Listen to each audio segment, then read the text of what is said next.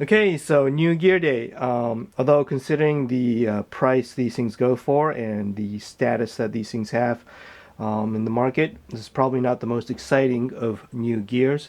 But let's go ahead and open the box.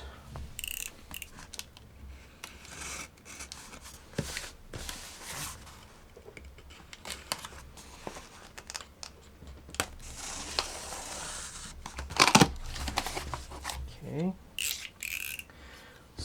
We got here. And there she is. Yeah, this.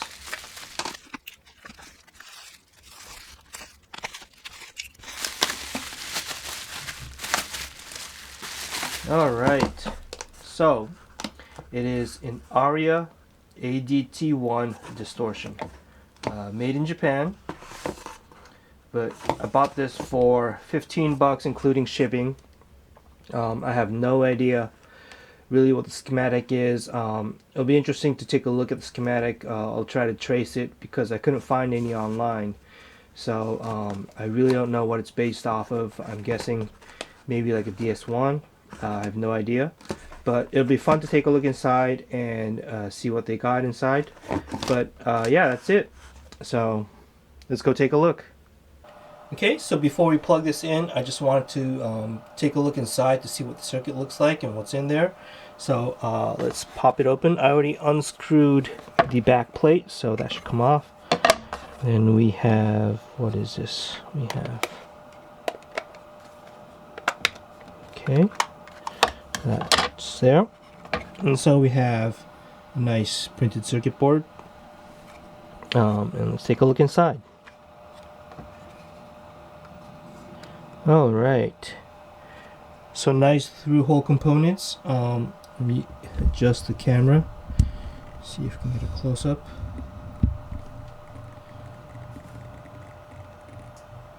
There's the op amp, and it's a Sony branded 4558. The 4558 famously used in the Tube Screamer. The JRC ones command a really high price nowadays. But this is a Sony branded one, which is kind of fun. I'll probably pull it out and keep it for another op amp shootout video that I hope to make someday. But otherwise, I will try to trace the circuit in the future, but I just want to take a look inside, and you can see that it's all nice through-hole components. And so although this was a cheap pedal, even back in its day, you can see that they use nice solid through-hole components. The jacks are kind of flimsy, the pots are probably going to be a little bit cheaper, but all in all it's a very well built pedal, I'd say. And so yeah, you go again. Okay, so let's plug it in. Okay, so it's been a couple weeks since I did the unboxing, and I've had some time to play around with this. And as I said during the unboxing, my initial just a random guess was that this was going to be another DS-1 clone, and turns out it's absolutely not a DS-1 clone at all. By the way, if any of you have or know of a schematic for this, please let me know in the comments section below. It would save me a lot of time and effort to have to trace this circuit, so it'd really help. But just playing it, it's definitely not a DS-1 clone at all. It sounds nothing like a DS-1. I don't own a DS-1, so what I've done is I've breadboarded a DS-1 based on the schematics that I found online. As far as what I heard playing this against my cloned breadboarded DS-1, the breakup characteristics are totally different. The tone stack behaves very differently, although both of these have that big muff style tone stack. The DS-1 definitely does, and this guy has something very similar to it, because as you increase the treble you lose a lot of bass. It cuts off a lot of bass, and when you go the other way around, you increase the bass but you also decrease the treble, which is typical of a big muff style tone circuit. But otherwise these two pedals, this and my breadboard DS-1, are radically different. Enough of the talking, and we'll just dive into the breadboard and the comparison. So let's move over to that, and I hope you enjoy the video. Okay, so we're taking a look at the pedal alongside the breadboarded DS-1 that I made. This is just a little switch that I added to create a bypass signal so we can bypass the DS-1. I guess we'll just do the obvious thing first, which is to start everything with the knobs at noon. You don't see the output level or the volume for the DS-1. It's actually a trim pot over here, and I've had that set pretty much at unity. Okay, so let's start off with the DS-1. First of all, this is my clean signal. Okay, and we'll turn it on with everything at noon.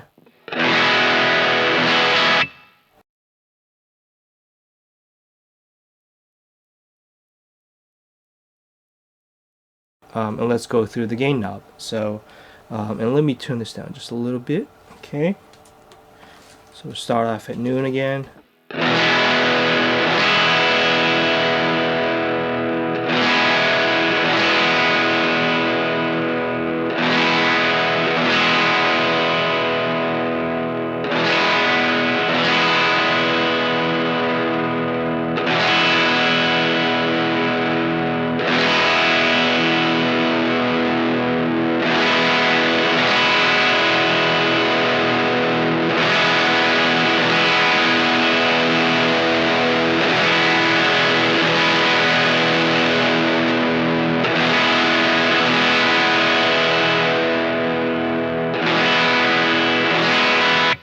Okay, pretty typical DS-1 behavior. I did replicate everything, including the input and the output buffers, using the same transistors, the two SC2240s.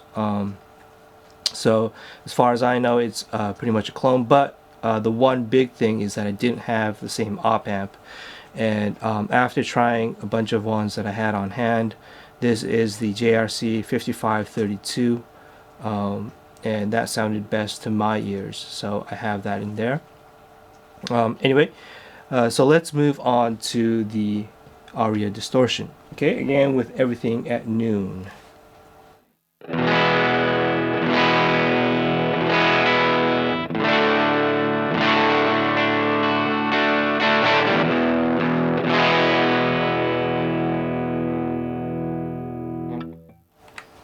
Okay, so obviously it sounds very, very different. So right off the bat, you know that it's not a DS-1 copy in any way.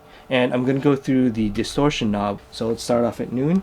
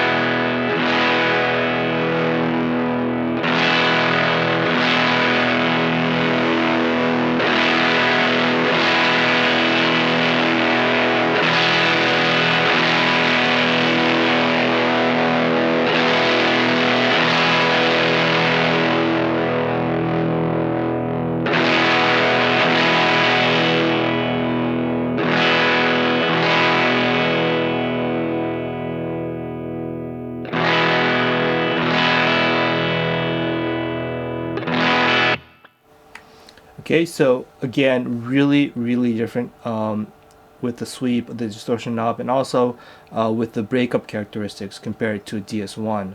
You notice that even with a knob at noon, you don't get a whole lot of distortion, and once you get down to like 10 o'clock or 9 o'clock, it's almost a soft crunch overdrive, almost bordering clean. And once you get down to minimum, it's pretty much clean.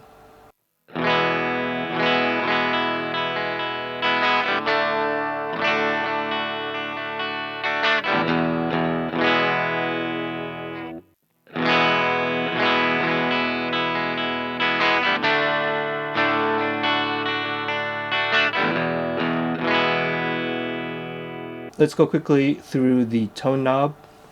And again, here you will notice that it is that big muff style tone circuit.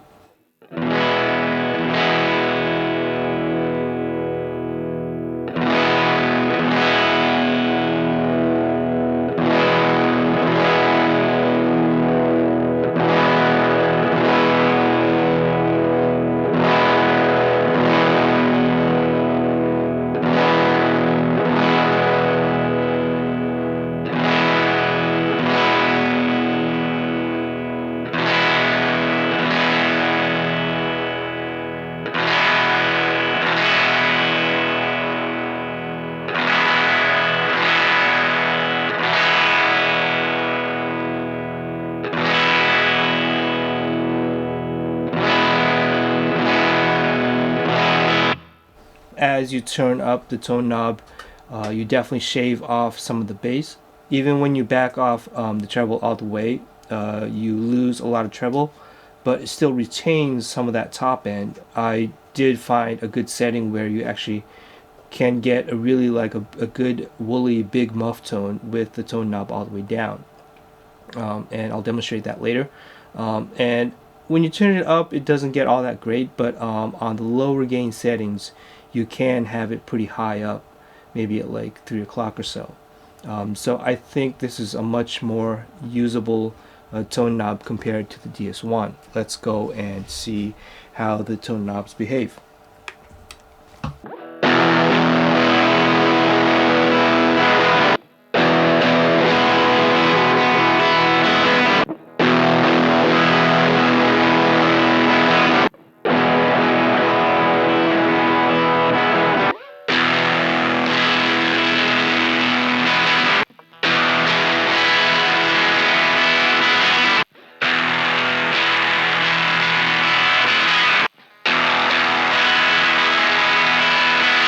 Okay, so pretty much anywhere past 2 o'clock on either one of these is pretty much useless. But it's part of the circuit, I guess, and you can't really get rid of that max treble tone without sacrificing what it sounds like when it's at the best part of the tone knob.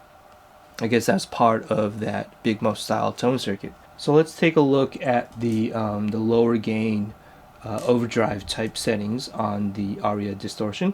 Let's start off with the clean tone.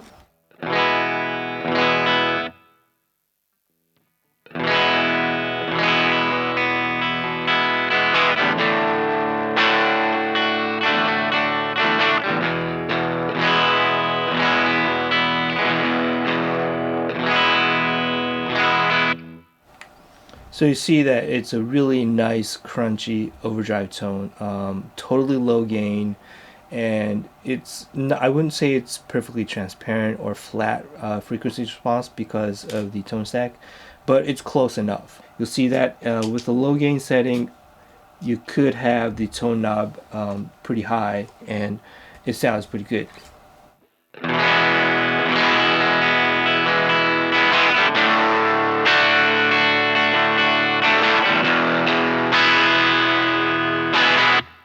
So that's just a nice crunchy telly tone. Even going to the neck pickup,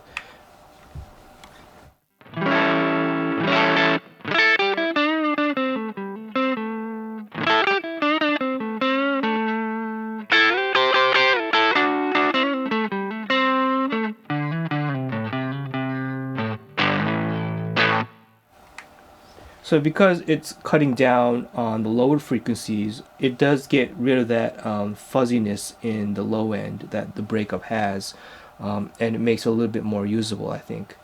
And you could go down to the other extreme with that and make it sort of a really smooth. Let's stay on the neck pickup.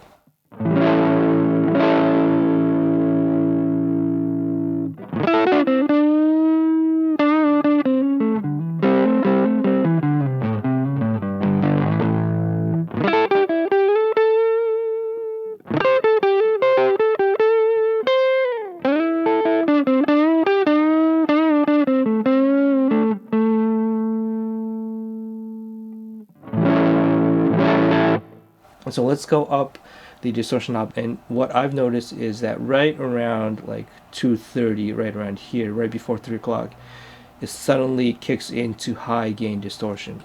And so let's go through that real quick.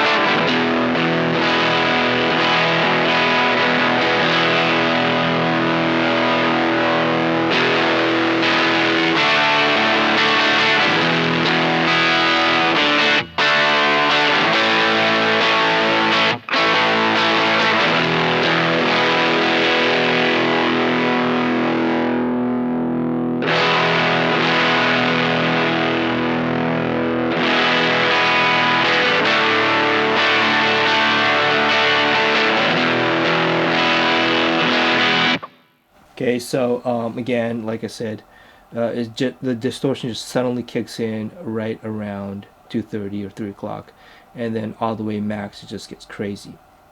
I don't know if that's because of the pop value or the way the circuit was designed, but I'm definitely interested to see what this is once I trace it. And so let's go back real quick and compare it again to the DS-1.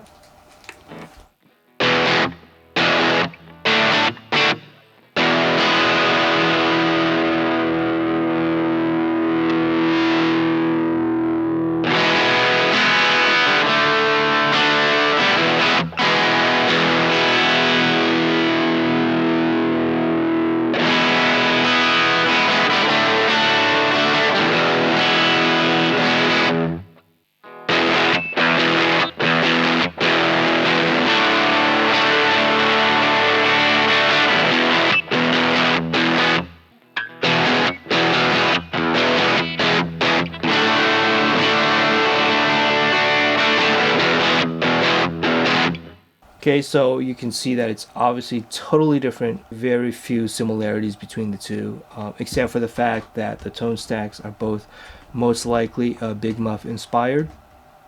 Other than that, the breakup characteristics and all that is different. The one thing that you do notice is that when you hit the low strings really hard, it has that fuzz-like breakup that you notice when you turn up the distortion, whereas the DS-1 has that tight, smooth, high distortion sound. The Aria had almost like a fuzz-like lower end breakup to it. Yeah, so let's do a little more tone comparisons and play around with this guy a little bit further.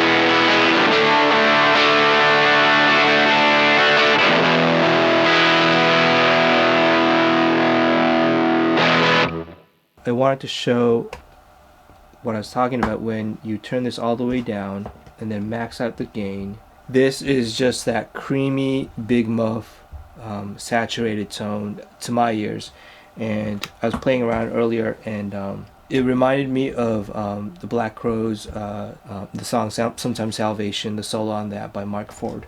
just that tone that he got. I think he used a big muff on that as well. I think he used a Les Paul, but this is a Telecaster. Let's try something in D, maybe.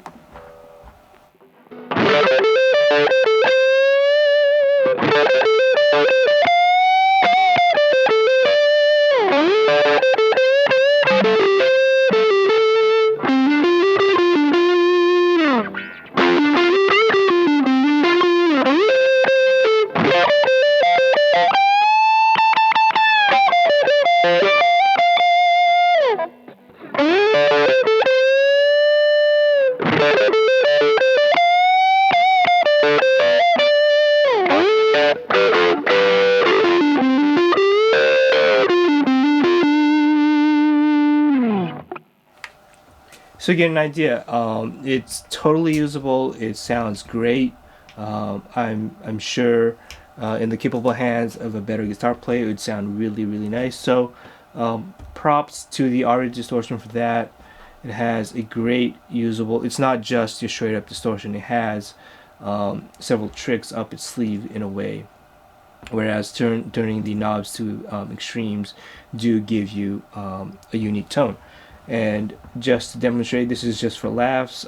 When I turn the knob all the way to maximum and go back to the bridge pickup, this is how bad it sounds.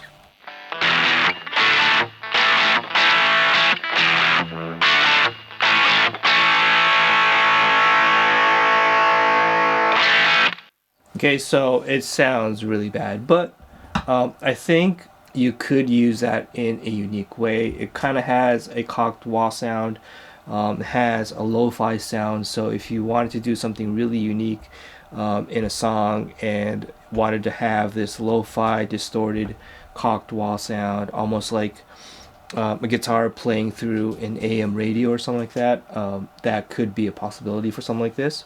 I guess that's kind of it. I think I've covered most of the stuff that I've found in the several weeks that I played around with this. Okay, so that was taking a look at the Aria, what is it, ADT-1, do one of these, distortion pedal. I hope I was able to highlight some of the differences between this and the DS-1, and then also show some of the really cool usable tones that this pedal has. All in all, it's definitely its own thing. It's very unique. Although I haven't played or owned a whole lot of distortion pedals compared to overdrives, this is definitely not like anything that I've heard before. So it has its own unique thing. I'm really interested to trace the circuit to see what's inside. But again, if any of you know of a schematic for this, please let me know so I can just not have to go through that whole effort. But otherwise, it has some really cool useful tones. It has some really fun lo-fi tones, and it has that pseudo big muff thing that you could do. Obviously, not just the breakup characteristics, but the gain range is also very different. Whereas with this guy, you can get some really low gain crunchy tones all the way to saturated distortion. So I think it's a great fun pedal, especially considering the price. Once I trace the circuit, it'll definitely be fun to see what's inside as far as the schematic goes, and be fun to think of some possibilities to mod this. So again, a really fun pedal. Hope you enjoyed the video, and please let me know what you think in the comment section below. And as usual, thanks for watching.